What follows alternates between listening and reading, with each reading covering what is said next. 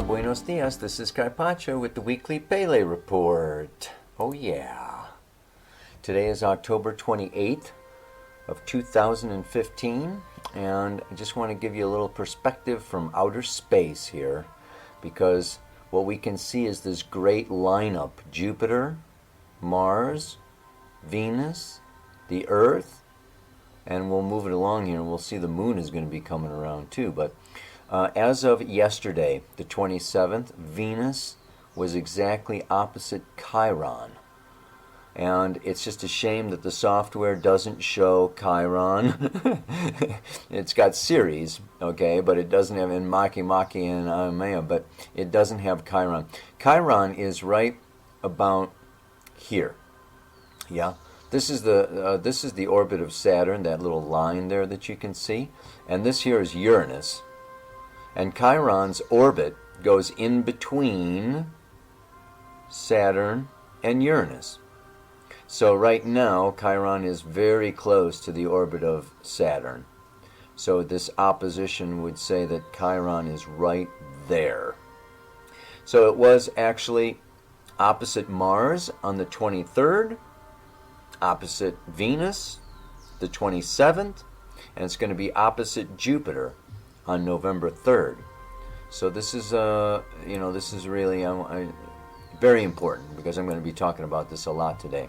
And what you can see here is this lineup that we have of Jupiter, Mars, and Venus is going to be going on for quite some time. Let me just get the clock going here a little bit and move these along by days. I mean, you can see here it is November 5th. They're still pretty well in alignment there now, aren't they? Yeah? And keep that going.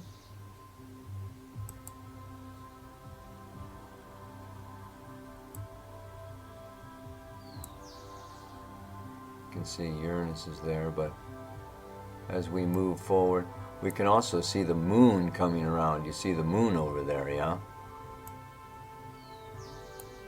So when the moon comes into this alignment, we're going to have Earth, Moon, Venus, Mars, Jupiter, all together.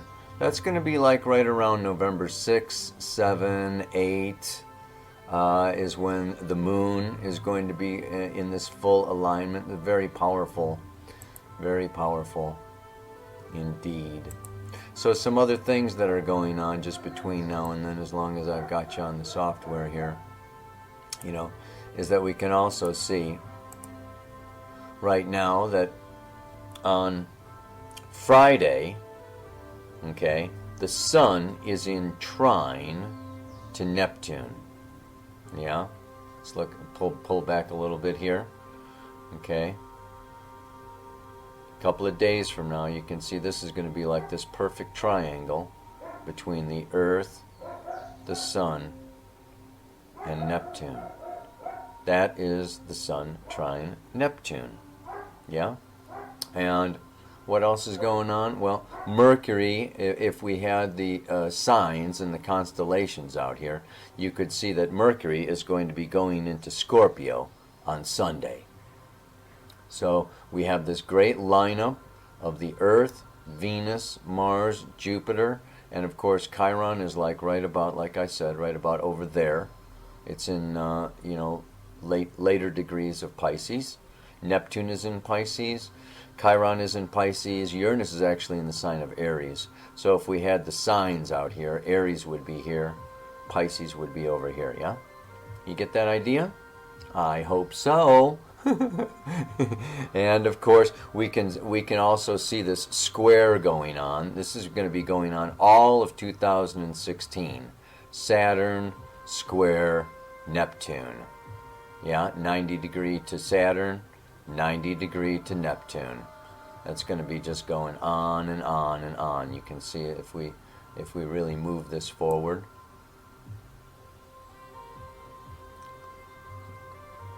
This is going all through the year. We still have Saturn squaring Neptune.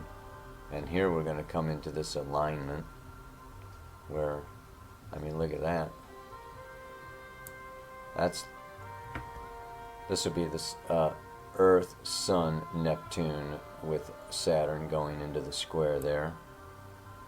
And it's just going to keep going on and on until finally that... Nothing like playing with time a little bit. This is great, man. This is the great alignments here going on of, 2016. There is our beautiful Earth. Let's just turn her around a little bit. Nice, huh? Gaia, such a beautiful planet. I could give the whole Pele report just looking at Gaia. Our spaceship planet Earth. But I'm going to talk into the screen now. I'll go outside.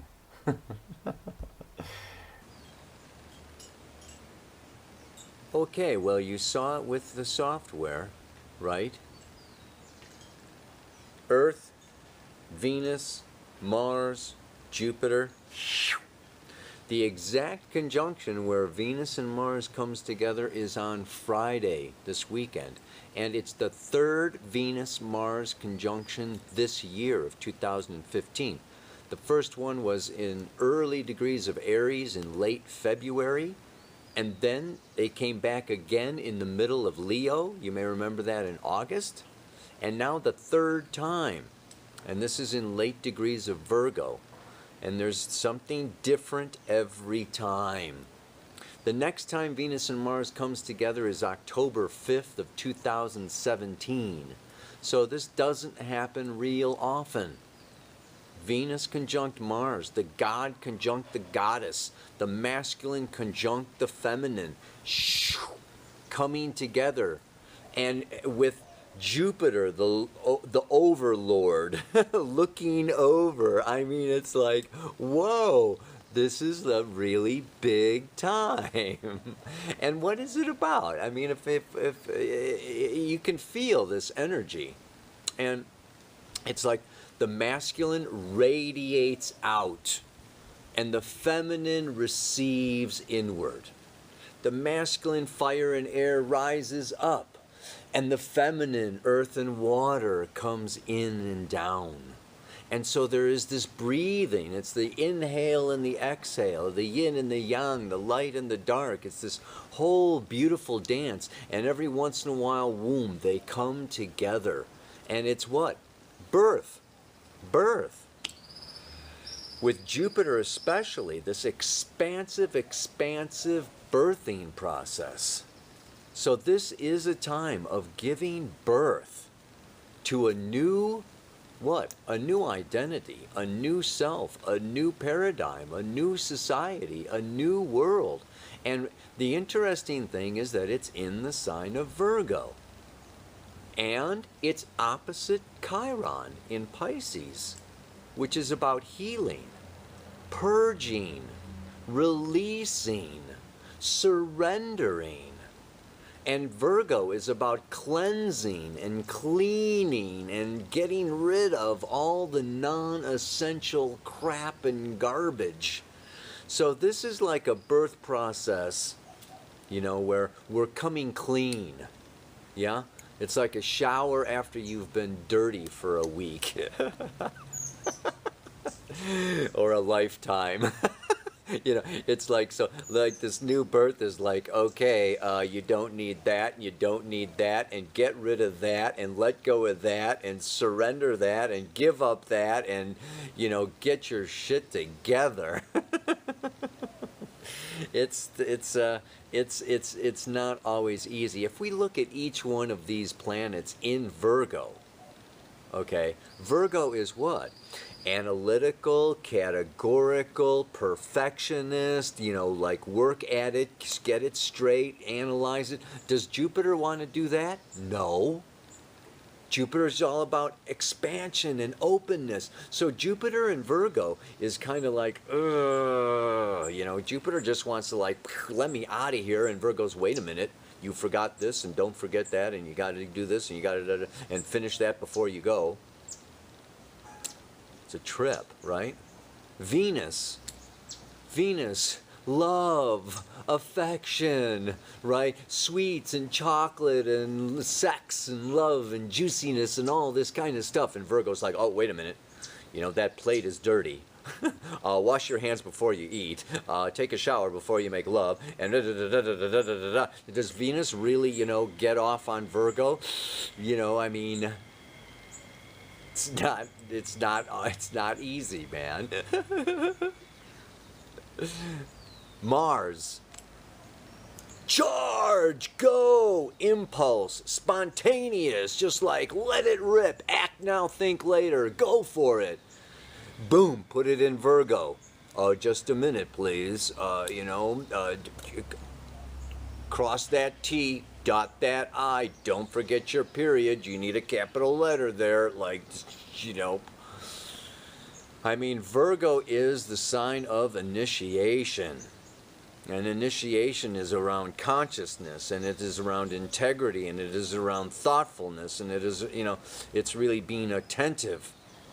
So to have this Venus, Mars, Jupiter conjunction in Virgo is like totally different than Leo or Aquarius or Capricorn or Taurus. You have to look at the bigger context of this situation. And don't forget the opposition to Chiron. Yeah? This is happening in this opposition, and this opposition says we want to really balance and balance and balance. And that this birthing process requires a healing process. And that before we come out, we have to go in and cleanse and clean and release and then, offer ourselves. Virgo is about this service and about giving and serving and sacrificing for the greater good of the whole and the greater good of humanity. So there's this whole kind of a condition and situation around this, around this conjunction that's going on here. And I think it also has to do, how can I say, the mantra for today is just about loving and embracing and coming out and doing this exchange, expansion and contraction. And it's like now is a time where we really consciously choose, what we engage with and what we want to shut out or ignore or avoid or deny. And all I can say is that healing involves unity, yoga, unity consciousness. This Chiron, this healing in Pisces, is about coming together and coming into oneness and coming into unity. And and with Virgo and all of this, Mars and the Jupiter, all this energy going on now, it can also be a time where it's like, no, I don't want to have anything to do with that. Things bother me. I am irritable. Okay, it's like, ew, this is a problem, and I have an issue with you doing that. I don't like the way you chew with your mouth open. I don't like when you fart or you belch or or the way you drive. I can't stand it. Or so it's like we can also have this, where it's one of two things. We are bothering other people,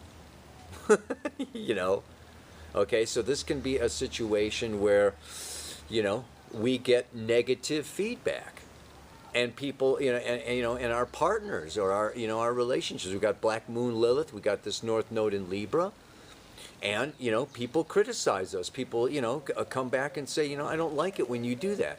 We have a choice right then and right there.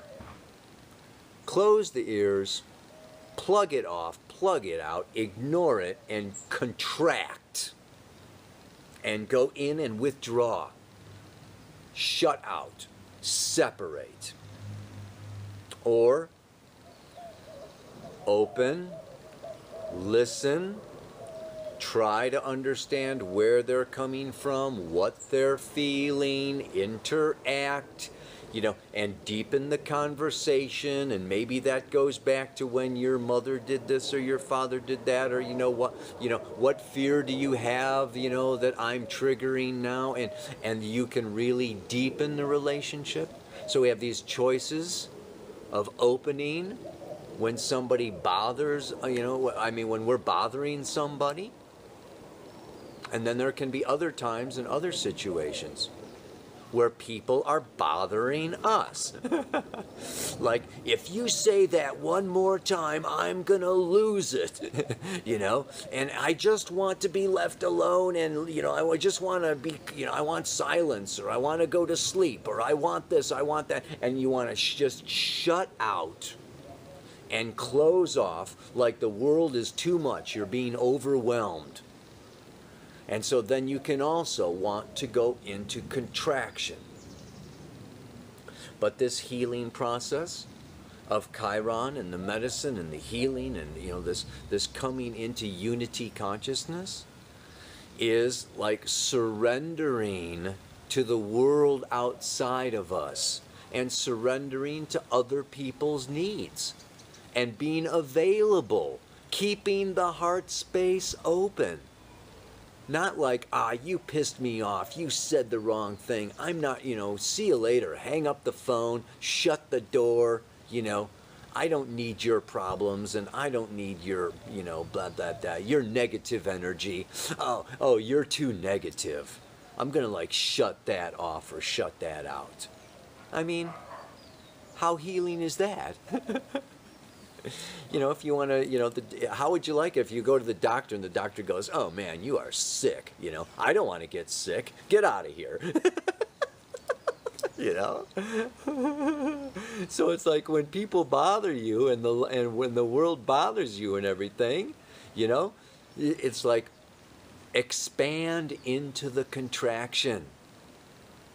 You may feel like closing down, going off into Pisces, going into meditation, stepping back out of the world, not coming out of your room, not getting out of bed, just like, I'm too sensitive and it's all too much.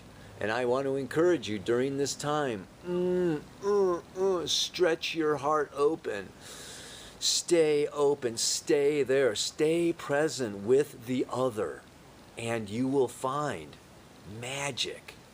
And birthing will come out of it, and new healing will come out of it, and relationships can be reformed and reignited and just like rebirthed.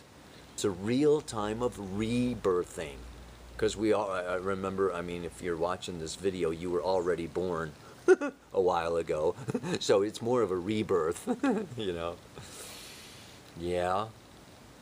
So the mantra for today,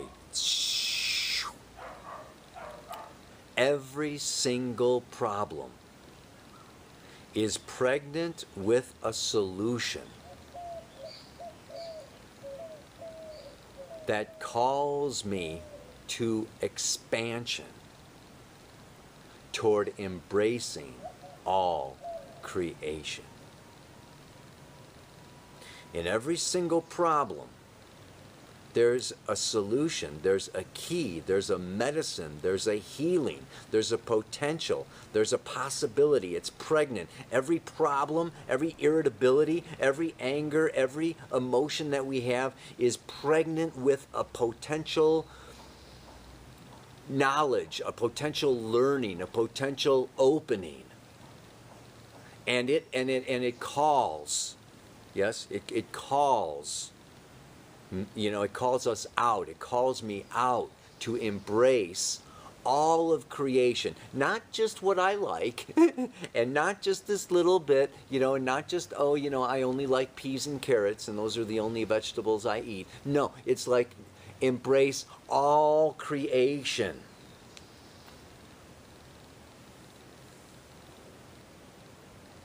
So that's, I'll just say it one more time and wrap it up, man.